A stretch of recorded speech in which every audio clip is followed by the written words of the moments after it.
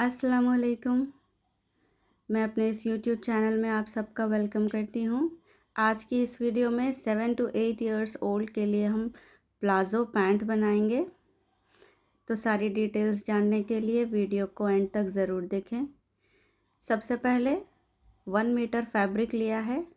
इसका जो प्रिंट है वो इस तरह से वर्टिकल स्ट्रिप्स में है। सबसे पहले फैब्रिक को एक बार फोल्ड करेंगे इस तरह से।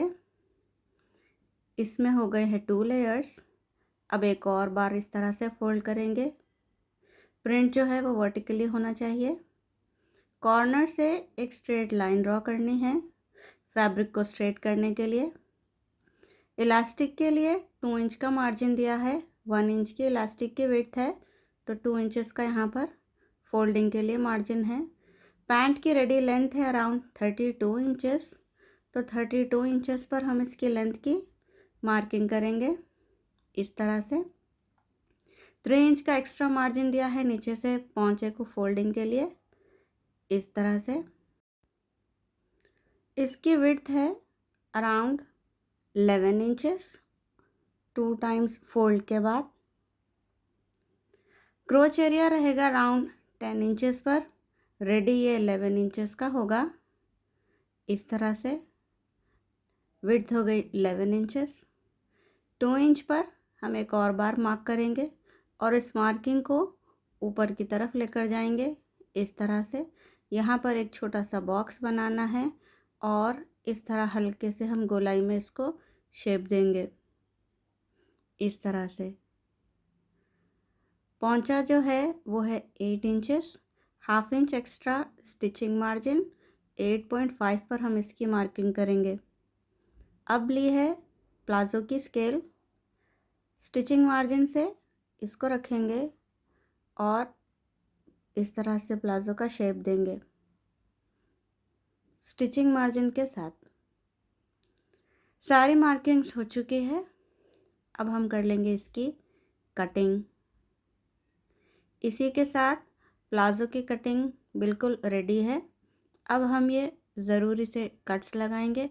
बॉटम पर इसको एक कट लगाना है फोल्डिंग के लिए और ऊपर से भी यहाँ की फोल्डिंग के लिए भी 2 इंचेस पर ये कट लगाएंगे इस तरह से। अब इस फैब्रिक को हम खोलेंगे इस तरह से। सबसे पहले स्टिचिंग रहेगी क्रोच एरिया पर। सीधा सीधा पार्ट आपस में मिलना चाहिए। स्टिचिंग बैक साइड पर होगी। हाफ इंच के स्टिचिंग मार्जिन के साथ सबसे पहले हम इस क्रोच एरिया को स्टिच करेंगे दोनों साइड में इस तरह से।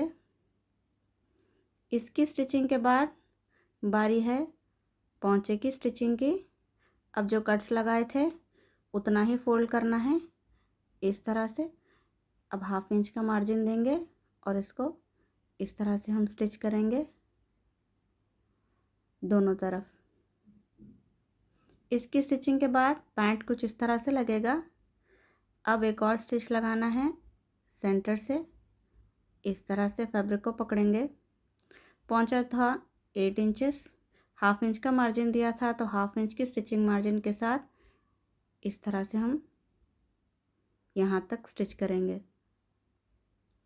इसी की स्टिचिंग के साथ पैंट कुछ इस तरह से लगेगा।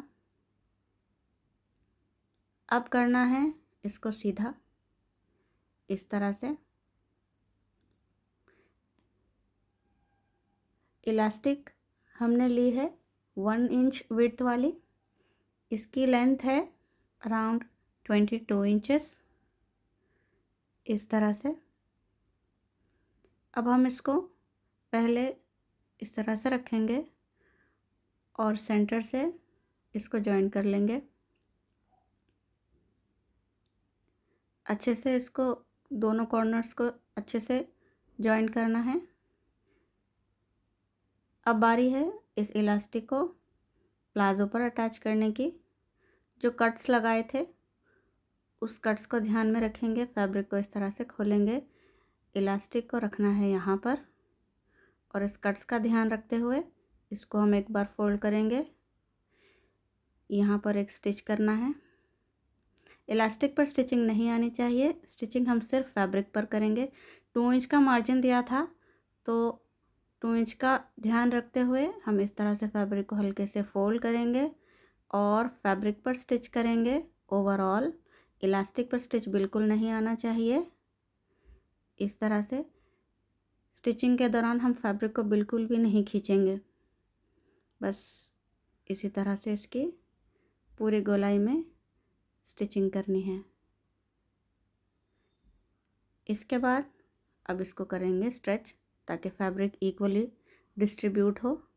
सेंटर का स्टिच दोनों तरफ फ्रंट एंड बैक आपस में मिला लेंगे और कॉर्नर से फैब्रिक को इस तरह से स्ट्रेच करना है ताकि फैब्रिक इक्वली डिस्ट्रीब्यूट रहे।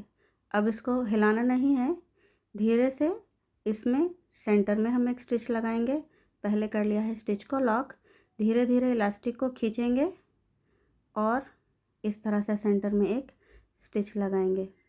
इसी स्टिच के साथ प्लाज़ो की कटिंग एंड स्टिचिंग बिल्कुल हो चुकी है। ये 7 to 8 ईयर्स ओल्ड के लिए बिल्कुल रेडी टू वेयर प्लाज़ो है। इसकी रेडी लेंथ आई है 32 इंचेस, पहुंचा है 8 इंचेस और इसका जो इलास्टिक वाला पार्ट है ये है अराउंड 11 इंचेस, क्रोच एरिया है अराउंड 11 इंचेस। इस तरह से सारे मेजरमेंट्स बिल्कुल एक्यूरेट आई हैं। इसी के साथ 7 to 8 ईयर्स ओल्ड गर्ल के लिए प्लाज़ो बिल्कुल रेडी टू वेयर है। अगर आपको मेरी एफ़र्ट्स अच्छी लगती हैं तो मेरे वीडियो को लाइक करें, मेरे इस चैनल को सब्सक्राइब करें। अस्सलाम वालेकुम।